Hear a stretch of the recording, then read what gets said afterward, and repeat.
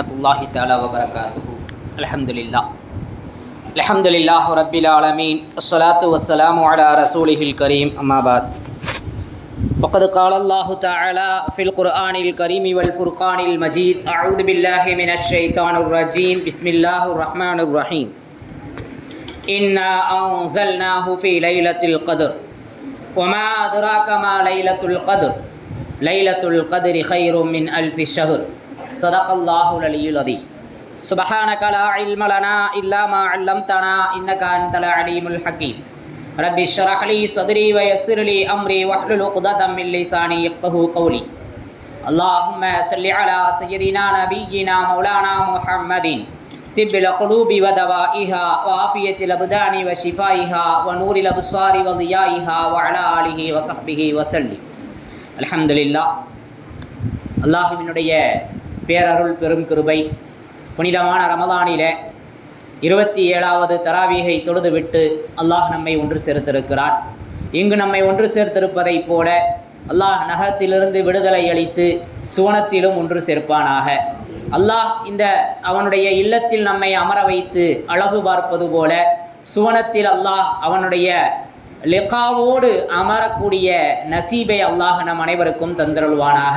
நமக்கு மத்தியில் இருக்கக்கூடிய எல்லாவித பிரச்சனைகளையும் நீக்கி முசீபத்துக்களையும் நீக்கி சலாமத்தான வாழ்வை அல்லாஹ் நமக்கு தந்தருள்வானாக. மனதின் கவலைகளை எல்லாம் அல்லாஹ் பாவங்களை கரைப்பதைப் போல அல்லாஹ் கரைத்து விடுவானாக.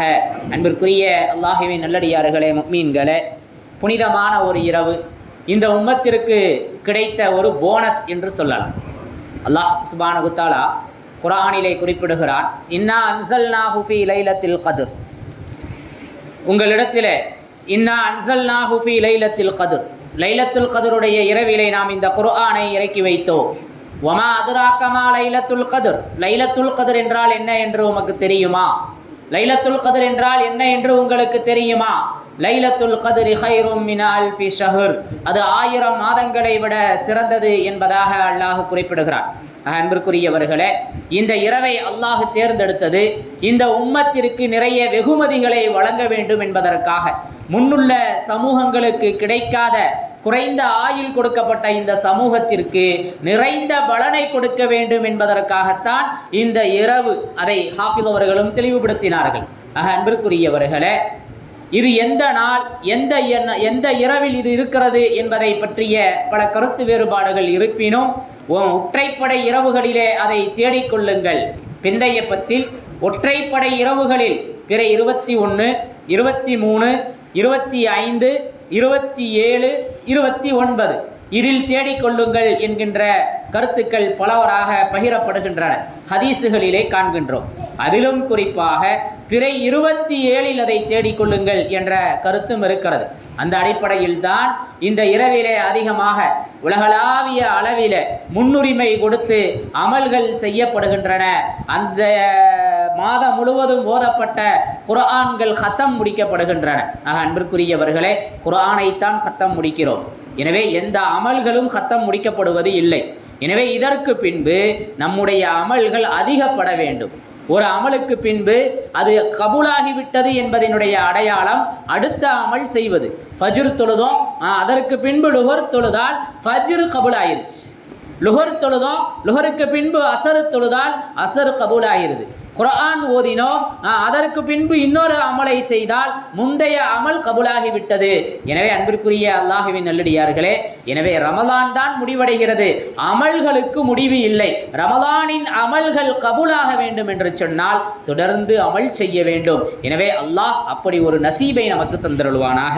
அன்பிற்குரிய அல்லாஹுவின் நல்லடியார்களே, மன்காம ரமலான மன்கால லைலத்துல் கத்ரி ஈமானா வ இஹ்திசாபன் குஃபிர லஹு மா தகத்தம மின் தம்பிஹி.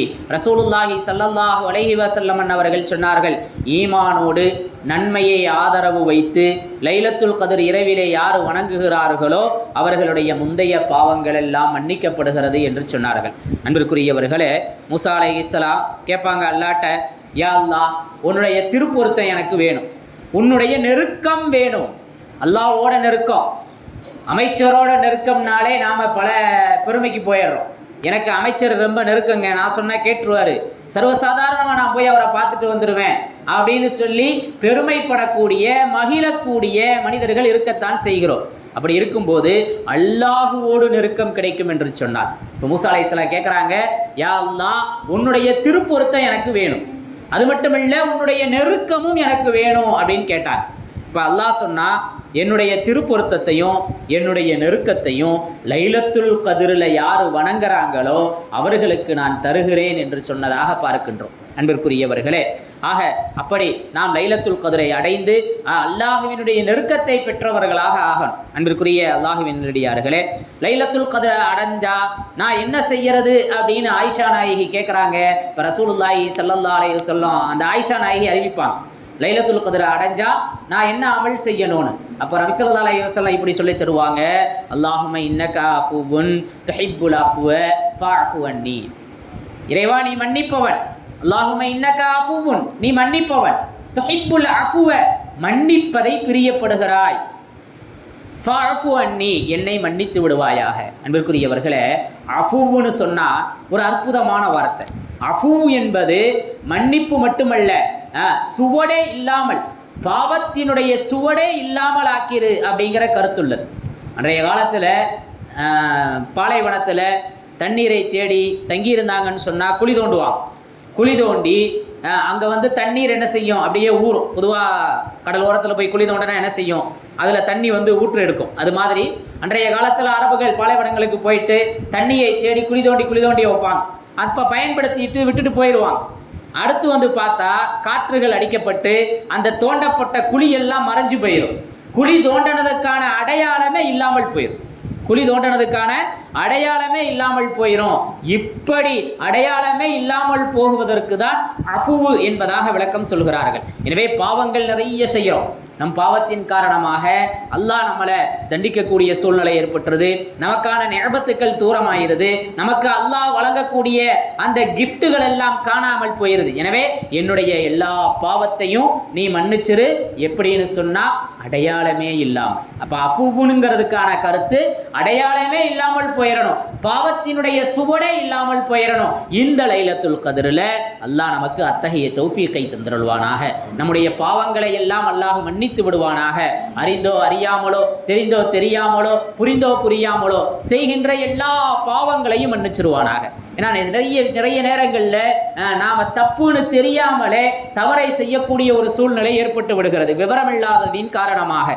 எனவே அப்படிப்பட்ட எல்லா பாவங்களையும் அல்லாஹ் நமக்கு மன்னிக்கணும். அன்பிற்குரியவர்களே, ரசூலுல்லாஹி ஸல்லல்லாஹு அலைஹி வஸல்லம் இந்த லைலத்துல் கத்ரை பயன்படுத்தி இருக்கிறாங்க, இதை தேடி இருக்கிறாங்க.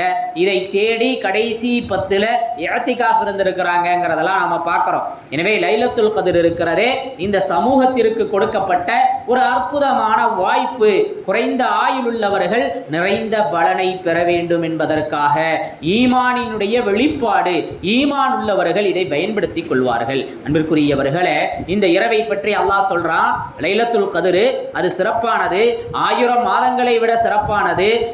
அப்படிப்பட்ட இந்த லைலத்துல் கத்ர்ல தான் குர்ஆனை நாம் இறக்கி வைத்தோம்.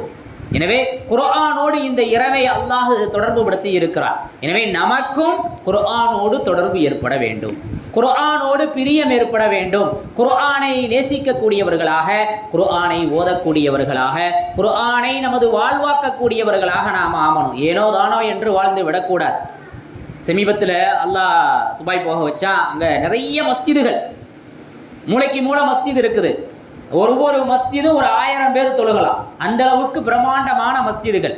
பாங்கு சொல்லப்பட்டா காமத் சொன்ன உடனே எறும்பு வருவது போல சாரசாரையா மக்கள் என்ன செய்கிறாங்க, மஸ்ஜிது நிரம்பி வழியுது அந்த அளவுக்கு. அதே மாதிரி தொழுகைக்கு முன்பும் சரி தொழுகைக்கு பின்பும் சரி நிறைய மக்கள் அமர்ந்து குர்ஆன் ஓதக்கூடிய காட்சியை கண்டோம்.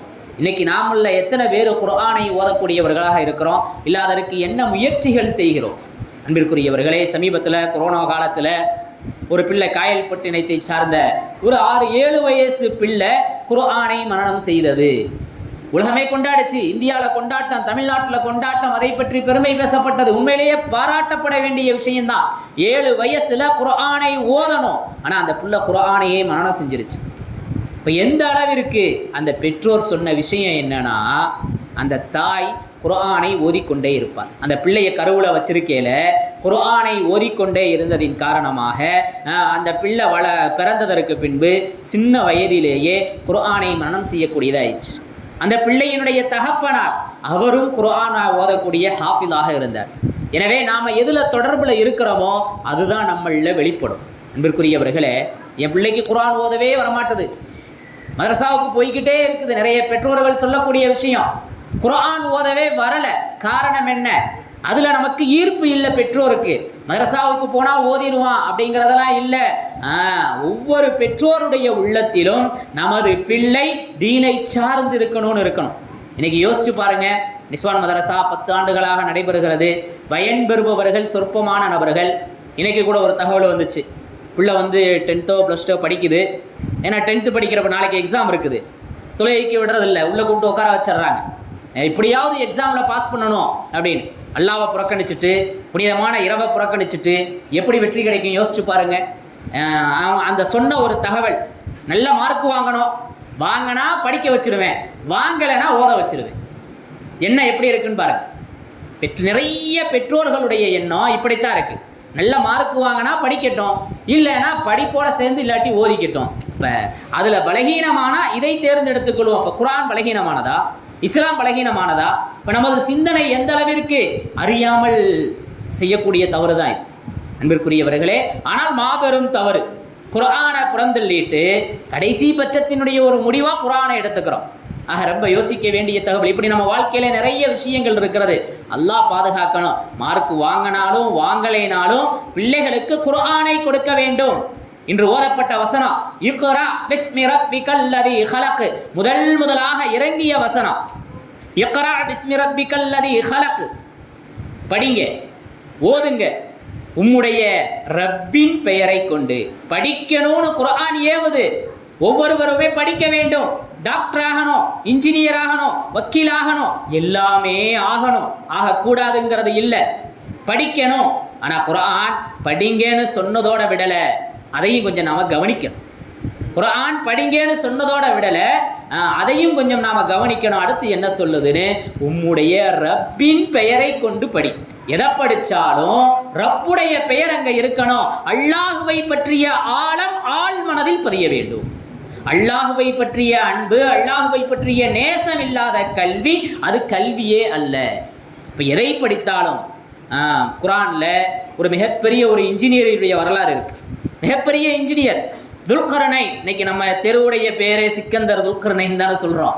அவரை பற்றிய வரலாறு நமக்கு தெரியுமான்னு தெரியல. துல்கர்னைன் அப்படின்னு சொல்லக்கூடிய மாபெரும், அவர் நபின்றாங்க, இறை நேசருங்கிறாங்க. இப்போ ஒரு மாபெரும் மௌலியா, அவர் என்ன செஞ்சார், ஒரு பகுதிக்கு போனார். உலகை ஆண்ட மனிதர்களில் அவரும் ஒருவர். குர்ஆன் பதிவு செஞ்சிருக்கு. அங்கே போனார். அங்கிருந்து அந்த யஜூஜ் மஜூஜ் குள்ள மனிதர்களுடைய தொல்லை இருக்குன்னு மக்கள் முறையிடுறாங்க. அதற்காக அவர் ஒரு செம்பிலான பாலம் கட்டினார். இன்னைக்கு ஒரு வீடு கட்டினா எத்தனை நாளைக்கு அதற்கான மதிப்பு, எவ்வளோ நாளைக்கு கேரண்டி கொடுப்பாங்க சொல்லுங்கள்? இன்னைக்கெல்லாம் ஒரு 25 வருஷம் தான் வீடு. ஒரு 25 வருஷம் 2 வருஷத்துலேயே எல்லாம் கீறல் விழுந்துருது. 10 வருஷத்தில் ஒழுக ஆரம்பிச்சிருது. நிறைய வீடுகளை நம்ம பார்க்குறோம். இப்படித்தான் இன்னைக்கு இருக்கிற சூழ்நிலைகள் இருக்கிறது. அழகழகாக கட்டுறாங்க, ஆனால் அதில் ஒரு நிபுணத்துவமும் பரிபூரணத்துவமும் இல்லை. இப்போ அவர் அந்த செம்பு பாலத்தை கட்டிட்டு சொன்னார், இது கியாமத்து வரைக்கும் இருக்குன்னு சொன்னார். இது கியாமத்து வரைக்கும் இருக்குன்னு சொன்னார். இன்னைக்கு எந்த இன்ஜினியரும் அப்படி சொல்ல முடியாது. அப்படிப்பட்ட ஒரு இன்ஜினியர் அல்லாஹ் சூரத்துல் கஹ்ஃப்ல அல்லாஹ் சொல்லி காட்டுவான். இப்போ இது கியாமத்து வரைக்கும் இருக்குன்னு சொன்னார். சொன்னது மட்டுமல்ல, ஹாதா ரஹ்மத்தும் மிர் ரப்பி, இது என்னுடைய ரப்பிடமிருந்து கிடைத்த அருள். இது நான் கட்டினதுங்க, அது அப்படிங்க இப்படிங்க கரெக்டாக சிமெண்ட் போட்டு கரெக்டாக செஞ்சுருவோங்க. நிறைய இன்ஜினியர் இப்படித்தான் சொல்லுவாங்க, தன்னை பற்றி பெருமை பாராட்டிக் கொள்வார்கள். அவர் கட்டிட்டு இது ரஹ்மத்தும் மிர் ரப்பி. இப்போ இன்ஜினியருக்கெல்லாம் அல்லாங்கிற அந்த சிந்தனை வரணும். அப்படி அவர் கல்வி கற்றிருந்தால் அவர் போற்றத்தக்கவர். அந்த குர்ஆனை முன்னிலைப்படுத்தி படிக்கின்ற படிப்பு அல்லாஹுவை அறியத் தரணும். படிக்கின்ற படிப்பு பொதுமக்களுக்கு சேவை செய்வதாக அமைய வேண்டும். வஃஅலுல் கைர வர்கஉ, நீங்க சுஜூது செய்யுங்க, ருக்கூ செய்யுங்க அப்படின்னு சொல்லிட்டு வஃஅலுல் கைர லஅல்லக்கும் துஃப்லிஹூன் அல்லாஹ் குர்ஆன்ல சொல்லுவான். நீங்க சுஜூது செய்யுங்க, தொழுங்க, வணங்குங்க, அமல்கள் செய்யுங்க. அதோட மட்டும் இல்லை, வஃஅலுல் கைர லஅல்லகும் துஃப்லிஹூன், நீங்கள் வெற்றி பெறுவதற்கு நலவுகளை செய்யுங்க. எனவே படித்தவர் அதோடு நின்றுவிடக்கூடாது. படித்தவர் அந்த படிப்பு அல்லாஹ்வை அவருக்கு காட்டணும், அல்லாஹ்வை முன்னிலைப்படுத்தணும். அல்லாஹ்வை முன்னிலைப்படுத்துவது மட்டுமல்ல, அவர் சேவை செய்யக்கூடியவராக இருக்கணும். அந்த படிப்பின் மூலமாக யார்கிட்ட என்ன இருக்குதோ அதை மக்கள் பயன்பெறும் விதத்தில் ஆக்கிக்கிறோம். எனக்கு என்னன்னு இருந்துடக்கூடாது. நிறைய விஷயங்களை நாம் உதாரணமாக கூறலாம். உதாரணத்துக்கு நான் ஒரு விஷயத்தை சொல்கிறேன். இப்போ மஸ்ஜிது கட்டப்பட்டுச்சு, 27 இரவு மஸ்ஜிது லைட்டுகளால் அரங்கப்பட்டிருக்கு, அலங்கரிக்கப்பட்டிருக்கு. அண்ணா யாசின் அண்ணன் என்ன செய்கிறாரு, வாடகைக்கு விடுறார். இப்போ அவர் என்ன செஞ்சிட்டாரு, நம்மளவே கேட்கல, அவர் வாட்டுக்கு கொண்டு வந்து மஸ்ஜிதை அலங்காரப்படுத்திட்டார். இப்போ அவர்கிட்ட அந்த விஷயம் இருக்குது, அதை கொண்டு மஸ்ஜிதை அழகுபடுத்துறாரு. இப்போ ஒவ்வொருத்தர்கிட்ட ஒவ்வொரு விதமான திறமைகள் இருக்கிறது, அதை பொதுமக்களினுடைய பயன்பாட்டுக்கு கொண்டு வரணும். அவர் சிறந்த மனிதராக இருப்பார். ஹைருன்னாஸ் அஃஅலுன்னா, உங்களில் சிறந்தவர் யாருன்னு சொன்னால் மக்களுக்கு பயனளிப்பவர். எனவே படிப்பு, குர்ஆன் அது நம்மை முன்னிலைப்படுத்தணும், அல்லாஹ்வை அறியத் தரணும். அதோடு மட்டுமல்ல, சேவை செய்யக்கூடிய மனப்பக்குவத்தை தரணும். இன்னைக்கு அப்படி ஒரு படிப்பு இருக்குமேயானால் அது அவசியம் பாராட்டப்படணும். அந்த படிப்பு, அந்த சிந்தனை, அல்லாஹ்வை முன்னிறுத்துகின்ற போங்கு எப்போ ஏற்படும் யோசித்து பாருங்க. எப்போ கிடைக்கும்? எப்போ கிடைக்கும்? சின்ன வயசுலேயே அல்லாஹ்வை நாம் சொல்லி கொடுத்தா. குழந்தை பேச ஆரம்பிக்குதுன்னு சொன்னால் அம்மான்னு சொன்ன உடனே ரொம்ப மகிழ்ச்சியாயிருது, அத்தான்னு சொன்ன உடனே ரொம்ப சந்தோஷமாயிருது, தூக்கி கொஞ்சம். இன்னும் கொஞ்ச நாள் போகுது, சினிமா பாட்டை அப்படியே அச்சு அசல அற்புதமாக படிக்குது. என்ன அழகா படிக்கிறான் பாரு, யாரு தான் சொல்லி கொடுத்தாங்களோ. வயத்துக்குள்ள இருக்கையில டிவியை போட்டு கேட்டுக்கிட்டே இருந்தா பிறந்ததற்கு பின்பு அதுதான் நாவல வரும். இமாம் ஷாஃபி ரஹ்மத்துல்லாஹி அலைஹி அவர்களினுடைய தாயார் குர்ஆனை ஓதிக்கிட்டே இருந்தாங்க. குர்ஆனை மனனம் செய்தவர்களாகவே அவங்க பிறந்தாங்க. 15 ஜுஸ்ன்னு நினைக்கிறேன் மனனம் செய்யப்பட்டிருந்துச்சுன்னு சொல்லப்படுது. இப்போ குர்ஆன் 120 நாள் ரூஹு கொடுக்கப்படுகிறது. ரூஹு கொடுக்கப்பட்ட உடனே முதலா அந்த ரூஹு கொடுக்கப்பட்ட அந்த சதை பிண்டத்தில் உருவாகக்கூடிய ஒரே ஒரு உறுப்பு என்னன்னு கேட்டால் காது, செவித்திறன் மட்டும்தான். கண்ணை வயிற்றுக்குள்ள கண்ணு பார்க்காது, நாக்கு சுவைக்காது, எதுவுமே இல்லை. முதலாக காது, செவித்திறன் தான் கொடுக்கப்படுது. இப்போ இங்கே உள்ள என்ன வெளியே என்ன ஏற்படுதோ அதை கேட்குது. தாய் உட்காந்து குர்ஆன் ஓத ஆரம்பிச்சிட்டா புள்ள குர்ஆனோட ஈடுபட்டுரும். சீக்கிரம் பிறந்த உடனே குர்ஆன் ஓத ஆரம்பிச்சிரும், எல்லாமே நடக்கும். ஆக அன்பிற்குரியவர்களே, இன்னைக்கு நாம் எதை தேர்ந்தெடுக்கிறோம்? இந்த இரவு குர்ஆனுக்கான இரவு, இந்த இரவு குர்ஆன் இறங்குவதற்காக ஏற்படுத்தப்பட்ட இரவு. இந்த குர்ஆனோடு நமது தொடர்பு எப்படி இருக்கிறது? இந்த குர்ஆனோடு நம்மை எப்படி முன்னிலைப்படுத்துகிறோம்? மதரசாவுக்கு வர்ற பசங்க பொடுபோக்கா, அசால்ட்டா, ரொம்ப கவலையாக இருக்குது, ரொம்ப கஷ்டமாக இருக்குது. அல்லாஹ் மதரசாவோடு அப்படியே பயணிக்க வைக்கிறான். ஒவ்வொருத்தரும் சொல்லக்கூடிய காரணங்கள் ரொம்ப வேதனையாக இருக்கிறது. குர்ஆனை பின்தள்ளி விட்டு மற்ற விஷயங்களை முற்படுத்தும் போது எப்படி அந்த பிள்ளை நம்மளை முற்படுத்தும் யோசிச்சு பாருங்கள்.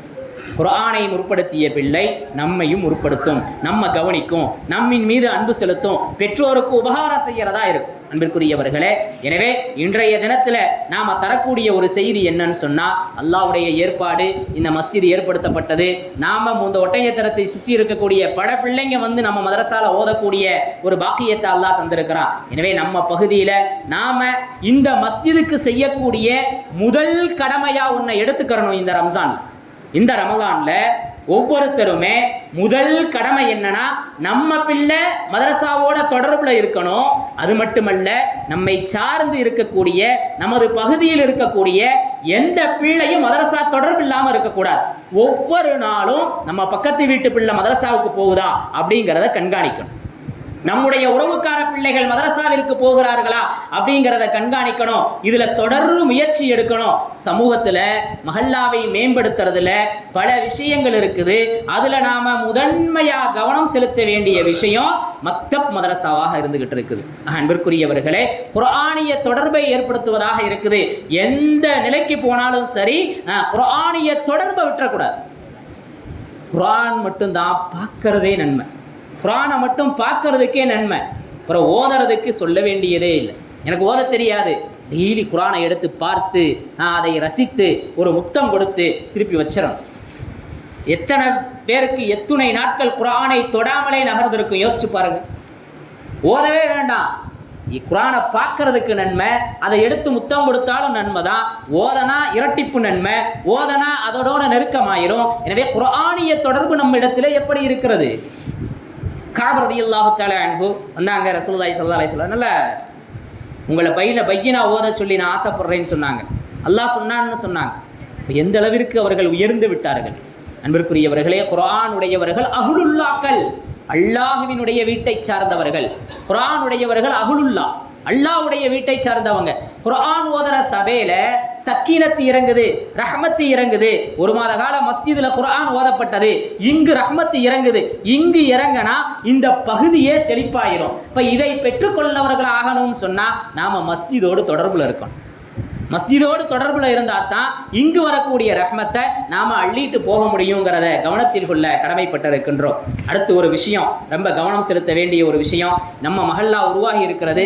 இதுல நாம கவனம் செலுத்த வேண்டிய நிறைய விஷயங்கள் இருந்தாலும் நாம எல்லாரும் ஒரு விஷயத்துல கவனமா இருக்கணும். பிள்ளைங்க மதரசாவுக்கு வர்றதுல, மக்தபுல தொடர்புல இருக்கிறதுல. ரெண்டாவது ஒரு விஷயம், இன்றைய இரவு லைலத்துல் கத்ர் இன்றுதானாங்கிற ஒரு கேள்விக்குறியோட இருக்குது. ரசூலுல்லாஹி ஸல்லல்லாஹு அலைஹி வஸல்லம் அதை சொல்வதற்காக வர்றாங்க. 2 தோழர்கள் சஹாபாக்கள் சண்டை செய்து கொண்டிருந்தார்கள். 2 நபர்கள் சண்டை செஞ்சுக்கிட்டு இருந்தாங்க. ஜெயலானி பாய் வாங்க, போகக்கூடாது. 2 தோழர்கள் சண்டை செஞ்சுக்கிட்டு இருந்தாங்க. இப்போ சொல்ல வந்த விஷயத்தை நபி ஸல்லல்லாஹு அலைஹி வஸல்லம் மறக்கடிக்கப்பட்டாங்க.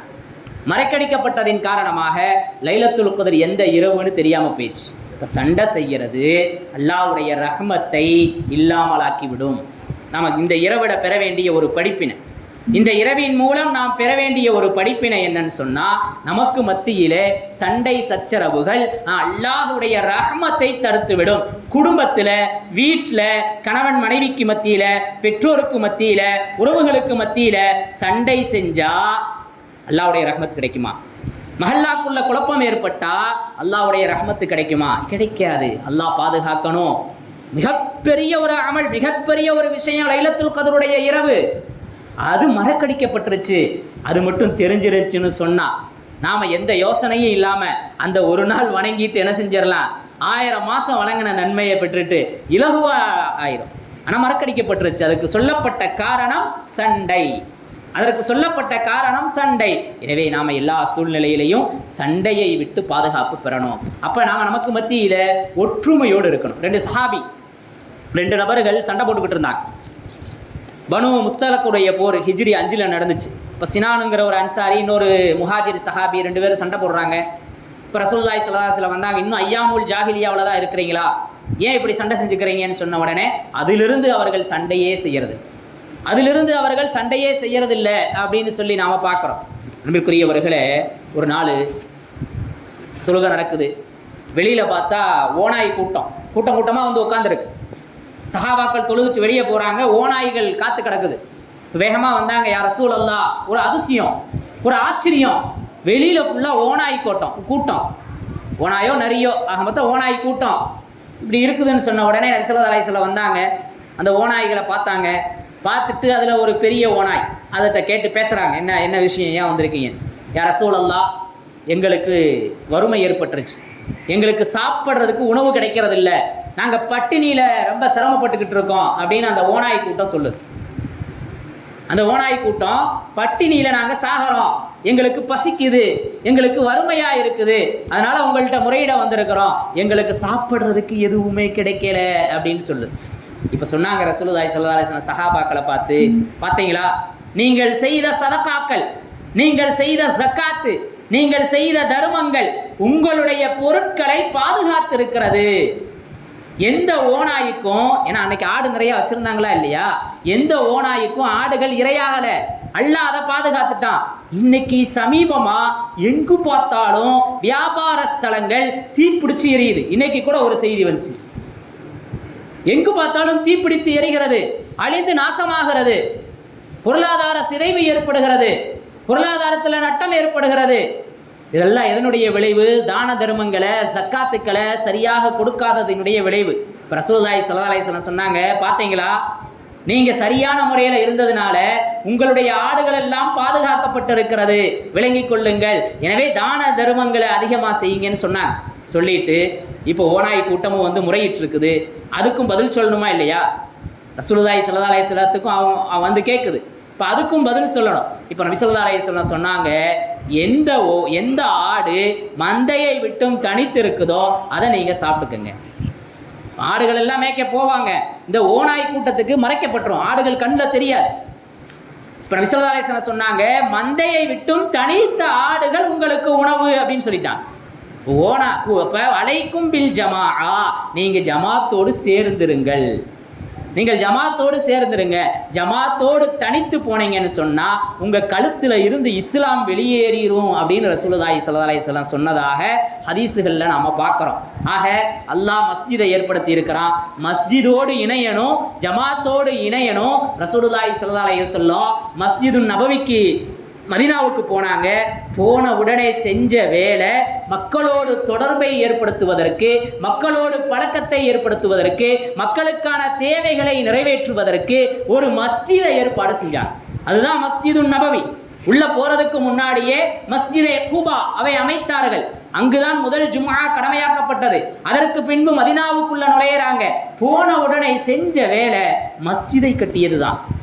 இந்த சிக்கந்தர் நகர் உருவாச்சு 25 வருஷமா, ஒரு 30 வருஷம் ஆயிருச்சு. ஆனால் அப்படி ஒரு ஏற்பாடு இல்லை, அல்லாஹ் ஏற்பாடு பண்ணி இருக்கிறான். இப்போ இதுக்கு இதனுடைய நலவுல நான் என்ன பங்கெடுத்துக்கிட்டேன்? யூசுப் அலைஹிஸ்ஸலாம் காலத்தில் ஒரு மூதாட்டி, யூசுப் அலைஹிஸ்ஸலாம் காலத்தில் ஒரு மூதாட்டி வேகமாக போனாங்க. எங்கம்மா போகிறீங்க? யூசுஃபை நான் விலைக்கு கேட்க போகிறேன். உன்னால் விலை கொடுத்து வாங்க முடியுமா? என்னால் வாங்க முடியாது, ஆனால் விலை கேட்டேங்கிற இடத்துல அந்த ரெக்கார்டை நான் பிடிச்சிருவேனா இல்லையா? அது மாதிரி மஸ்ஜிதுகள் உருவாகிறது.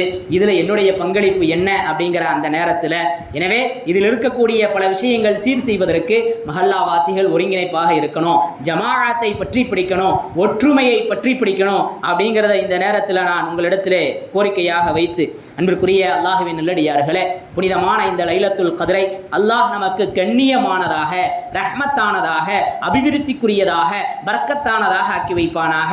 நாம் வாழும் காலமெல்லாம் குர்ஆனோடு தொடர்புடையவர்களாக அல்லாஹ் ஆக்கி வைப்பானாக. குர்ஆனை நேசிக்கக்கூடியவர்களாக ஆக்கி வைப்பானாக. குர்ஆனை பிரியப்படக்கூடியவர்களாக, குர்ஆனுக்காக வாழக்கூடியவர்களாக, குர்ஆனுக்காக தியாகம் செய்யக்கூடியவர்களாக அல்லாஹ் நம்மை ஆக்கி வைப்பானாக. எல்லா சூழ்நிலைகளிலும் அல்லாஹ் நமக்கு ஆஃபியத்தை தந்தருள்வானாக. ரமலானினுடைய அமல்களை அல்லாஹ் கபூல் செய்வானாக. ரமலானில் நாம் செய்த எல்லா அமல்களையும் கபூலியத்திற்குரியதாக ஆக்கி வைப்பானாக. குறிப்பாக நமது மஸ்ஜிதுக்கு யாரெல்லாம் உதவி செஞ்சார்களோ, நமது மதரசாவிற்கு யாரெல்லாம் உதவுகிறார்களோ, அல்லாஹ் அவர்களுடைய தேவையிலே நிரப்பமாக உதவி செய்வானாக. யாரெல்லாம் கஞ்சிக்கு வழங்கினார்களோ, யாருடைய மகஃபிரத்திற்காக கொடுத்தார்களோ, அந்த பெற்றோர்கள், அந்த மரணித்து விட்ட மௌத்தாக்களினுடைய கபரை அல்லாஹ் சுவன பூஞ்சோலையாக ஆக்கி தருவானாக. என்றும் நன்றியோடு துஆக்களோடு வாழக்கூடிய நசீபை அல்லாஹ் தந்தருள்வானாக. நமக்கு மத்தியிலே அன்பு, பண்பு, பாசம், நேசத்தை பரிசளிப்பானாக. கோபம், குரோதங்கள், பிடிவாதங்களை விட்டும் அல்லாஹ் நம்மை பாதுகாப்பானாக. குடும்பத்திலே சுபிச்சத்தை தந்தருள்வானாக. ஆஃபியத்தையும் ஆரோக்கியத்தையும் அல்லாஹ் நிரப்பமாக வழங்குவானாக. மருத்துவமனை கஷ்டம், துன்பம், துயரங்கள், செலவுகள், சிரமங்கள் அத்துணையிலிருந்தும் அல்லாஹ் நம்மை பாதுகாத்து இந்தியாவில் ஏற்பட்டிருக்கக்கூடிய எல்லா முசீபத்தை விட்டும் நீக்குவானாக. வக்ஃப் சொத்துக்களை அல்லாஹ் பாதுகாப்பானாக. தர்காக்கள், மஸ்ஜிதுகள், கான்காக்கள் அதனுடைய தேவையை அல்லாஹ் நிரப்பமாக நிறைவேற்றி கியாமத்து வரை அதை ஜாரியாக்கி வைப்பானாக. மஸ்ஜிதுல் அக்ஸாவை அல்லாஹ் நமதாக்குவானாக. வாஹிரு தஅவானா அனில் ஹம்துலில்லாஹி ரப்பில் ஆலமீன். அஸ்ஸலாமு அலைக்கும் வரஹ்மத்துல்லாஹி தஆலா வ பரகாத்துஹு.